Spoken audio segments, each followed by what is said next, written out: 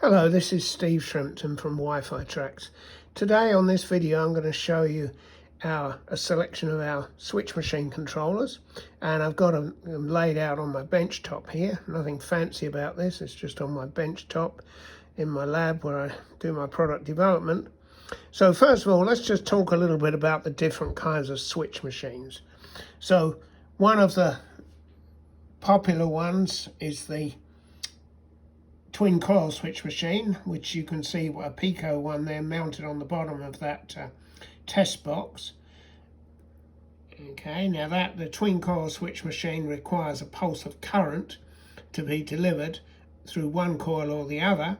There's another one on the higher up on a much more powerful one higher up on that test box, and the tortoise is a very popular switch machine, which is not driven by a twin coil but has a motor in it, and so you turn the motor one way or the other way by sending current through it in one direction or the other. And when it gets to the end of its travel, the motor just stalls, it just stops, and the current still flows, but it's not very much current, so nothing gets too hot. Now another kind of switch machine is this one we've got here, which is made by a company called MBT, and this one has also got a motor in it, but when it comes to the end of its travel, instead of just being stopped, i.e. stalling, there's actually a switch. So when it reaches the end of its travel, the switch changes and interrupts the current flowing through the motor and sets it up so if you turn, you can send the current through the other way next time and make it go to the other end. Finally, we've got a servo motor there, and these are driven by a pulse width modulated output, and I've made up a little servo motor switch machine there, which works very well, and has a rod coming up through the top, which fits through a hole in the tie bar of your points. Okay, so now let's talk about the products that we use to control this. First of all, let's talk about the ones that we sell which control twin coil switch machines, and these have got a capacitor discharge circuit built into them. And we've got at the top, we've got a four-way one, the WFS-47, and then underneath it or beside it, we've got an 8-way one, WFS-87. Now these are actually will work with stall motor switch machines as well. So we call those universal. They're a bit more expensive because they've got the that whole load of circuitry on them to do the generate the current pulses for twin coil switch machines, and you can set the voltage. The voltage goes up to like about 24 volts. There's a voltage doubler built into them. So now moving on to the stall motor switch machine controllers, the simplest one and cheapest one we've got is this one here, WFS-42. It's a 4-channel output, 4-channel stall motor switch machine controller. The outputs will send the current one way or the other way through the stall motor on the, a thing like the tortoise. It doesn't have DCC input, it's controlled purely by Wi-Fi. A few dollars more, we've got WFS-43, which actually has a DCC input, there it is. And otherwise it's the same, it's for stall motor switch machines. Going up, then we've got now to the WFS-84, which is an 8-channel. We can fit 8 channels on this board, and that's intended to connect to these end switch motor. I call them end switch motor switch machines. That's per channel, that's about the cheapest one we have. Now finally, the servo switch machine controller, which has got 4 outputs to one of your servo motors. Each servo motor is very, very low cost things, and as I say, you can make them up, or we'll perhaps sell a kit which makes them into a switch machine. 4 channels, DCC input or Wi-Fi control. Now, how's the overall control of this work? Well, if you're using DCC inputs, you can use any DCC Command Station booster, but I'm showing you the Wifitrax one, which is WFD-29. It's actually, you know, so it'll control your locomotives. It's 5 amp booster output. It's also got some inputs to accept an NCE ProCab as well. ProCab or PowerCab uses a ProCab. But we're talking about switch machines here. So of course the DCC output can be connected to any of the DCC inputs on these controllers I've talked about. And it provides actually a editable schematic diagram of your layout or part of your layout. You can have up to 8 of them, and you can display those on the screen, and then you can change the settings of your turnouts by just tapping on the turnout image on the screen. So I think that's rather nice. The other option, if you're not using DCC, is Wi-Fi only, and that's done by using our WFD-60, and that has the same kind of schematic diagrams as the WFD-29, but it doesn't provide DCC output. It works entirely by Wi-Fi and connects to all these switch machine controllers by Wi-Fi. Okay, it's actually got a DCC input as well, and this can actually be used to control battery locomotives, but we're talking switch machines at the moment. So there you have it. Wi-Fi control. Some of them, this one in particular, has got a capability for push buttons as well. So as the WFS 47 and 48. Thank you.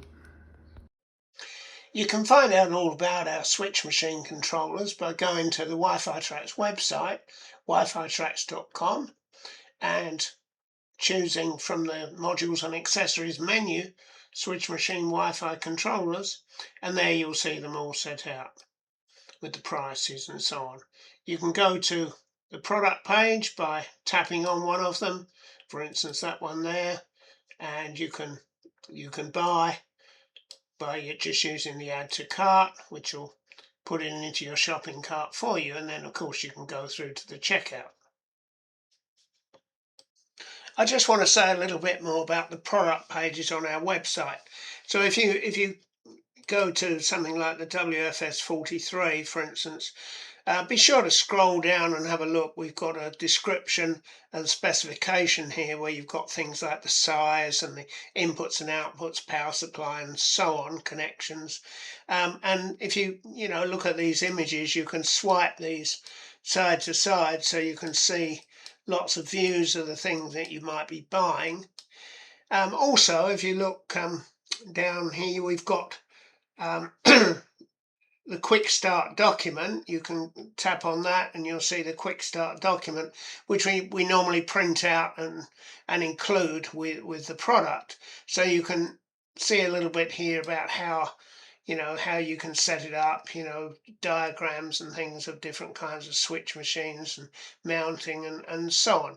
So be sure to have a good look at the product page before you buy.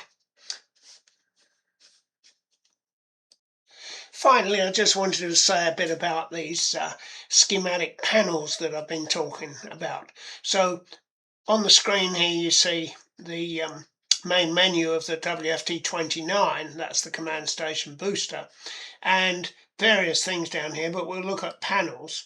And I've got 2 panels here that are defined in the system.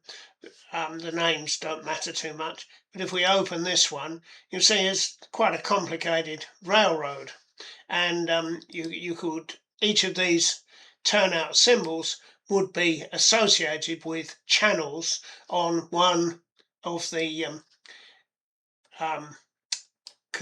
switch machine controllers that I've been talking about. So you can see that tapping on them changes the direction. We've also happened to got some lights here which change when you tap on them. Those two, that crossover there, the turnouts operate together. So these lights change to show which track is available. This was a customer produced this, so it's pretty complicated and taking it to about the limit. So if we go back, we can have a look at another one here. It's a bit simpler here. And again, we've got turnouts, and we've actually got buttons that control the turnouts. We've got buttons that set up routes here as well. I think, if I remember rightly, lighting. We're using the lighting controllers. So yeah, some signals. So that's what these schematic panels look like. Just go and add a new one, and we'll edit it. So click on there to edit it, and we can define the size of it. We'll make this one quite big. There we go, and we can start adding some turnouts. Okay, so we'll put that turnout there. We'll change it to be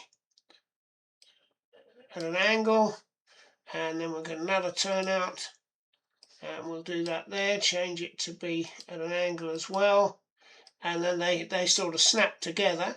And then we'll put one more turnout here on, and change that to be left hand instead of right hand. There we go, and that'll snap that on there.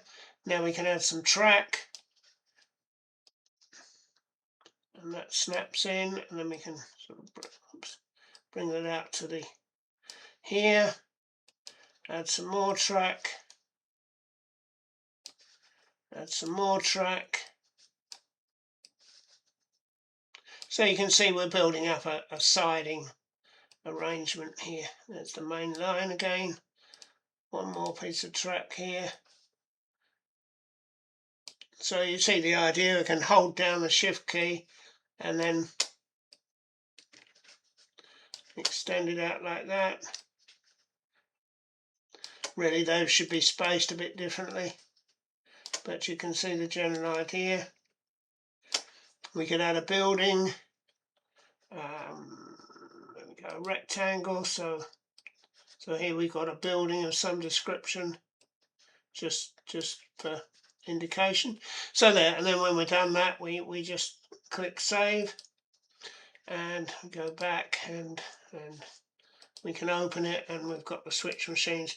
Now, of course, we'll go back to edit this again, and actually we would need to assign our switch machines our point symbols on the diagram with real switch machine channels. So we've got point 1, 2 and 3 here.